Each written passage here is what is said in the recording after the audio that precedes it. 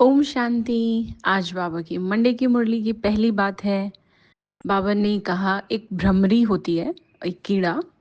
कीड़ा नहीं मैं कहूँगी, जैसे आप में से कईयों को मालूम होगा, बीज होती हैं, मतलब बीज की कैटेगरी की है। जैसे मधुमक्खी होती है, एक ततैया होता है जो येलो से कलर का होता है, तो ऐसे ही एक ब्लैक ब्लैक से कलर का एक बी होती है। उसको हम मक्खी बोल सकते हैं शायद।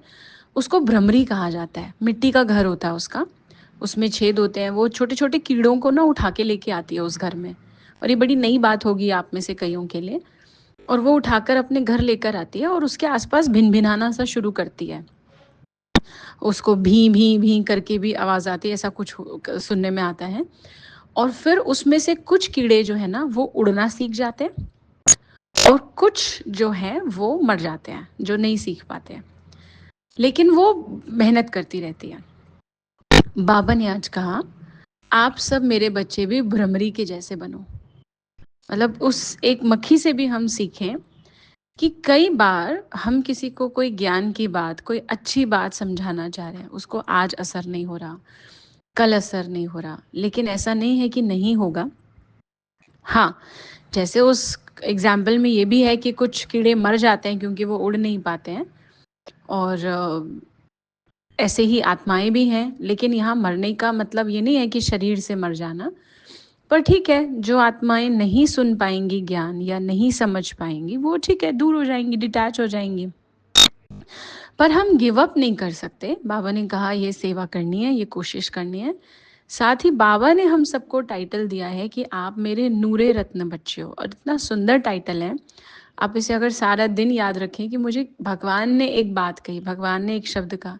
कोई इंसान हमें प्यार से एक आधा कोई शब्द भी बोल देना तो हम बड़े खुश हो जाते हैं। यहाँ तो भगवान हमें कह रहा है नूरे रत्न, मतलब आँखों के तारे कह सकते हैं इसको हम अगर ट्रांसलेट करें। और नूरे रत्न बच्चों को बाबा क्या कह रहे हैं कि मैंने तुम्हें अपना बनाया है। तो ऐसे बाप को तुम जितना याद करेंगे तुम्हारे पाप कटते जाएंगे, क्योंकि भगवान ने हमें एक्सेप्ट किया, हमें चुना या हमें सिलेक्ट किया, तब हम ये ज्ञान सुन पा रहे हैं। तो इसलिए यह याद रखना है। इसी में बाबा ने कहा मुझे याद करने से ही पाप कटेंगे, और दुनिया में किसी को भी याद करने से पाप नहीं कटेंगे।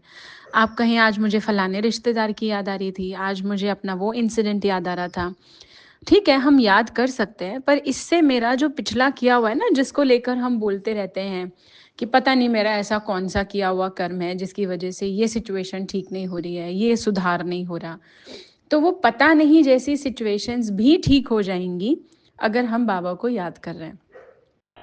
पाप हमारे कट जाएंगे। और आपको याद है एक दिन होमवर्क दिया था जिसमें से आप में से कईयों के रिप्लाई आए थे कि पापी और पतित में क्या डिफरेंस होता है।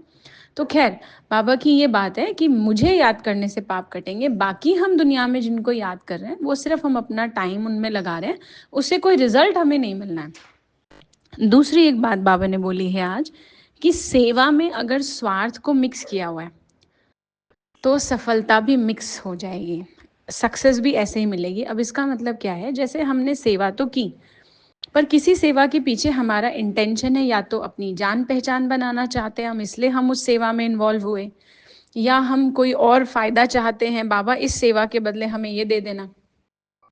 जैसे होता है ना, कई धन इसलिए लगाते हैं कि बस भगवान डबल करके दे देना या ज़्यादा दे देना, तो ये भी तो स्वार्थ है ना।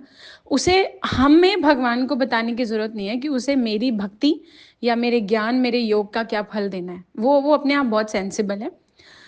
तो सेवा में अगर स्वार्थ हमने मिक्स किया तो फिर क्या होगा कि ठीक है सेवा की है तो बाबा उसका रिजल्ट तो देगा ही ना, तो वो सक्सेस तो मिलेगी, लेकिन क्या होगा, वो मिक्स मिलेगी। अब मिक्स क्या, जैसे हमने बहुत स्वार्थ से कोई सेवा की है या थोड़े भी स्वार्थ से की है, और हम किसी काम के पीछे बहुत एफर्ट कर रहे थे, तो वो 100% हो जाएगा ऐसा नहीं है, उसमें मिक्स होगा।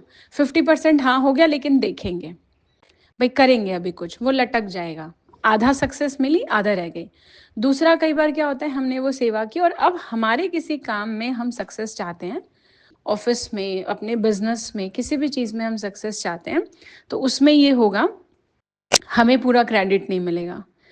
हमने प्रमोशन के लिए बहुत एफर्ट किया, बाबा के घर सेवा की, ये मिल जाए प्रमोशन, मिल जाए, हमें एक प्रोजेक्ट हम कर दें पूरा, हमने कर दिया, पर क्योंकि सेवा में स्वार्थ मिक्स था तो उस प्रोजेक्ट का क्रेडिट भी हमें मिक्स मिलेगा, मतलब 50% किसी और को, 50% मुझे।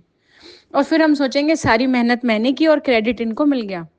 तो क्यों? क्योंकि आपने जो सेवा की है, चाहे मंदिर में, चाहे सेंटर पर, चाहे कहीं पर भी, उस सेवा में आपने स्वार्थ भी मिक्स रखा था ना, तो हल्का सा भी स्वार्थ नहीं होना चाहिए। बाबा ने कहा निस्वार्थ सेवाधारी बनो, और नहीं तो फिर तैयार रहिए मिक्स रिजल्ट लेने के लिए, जिसमें कन्फ्यूजन ही रहेगा।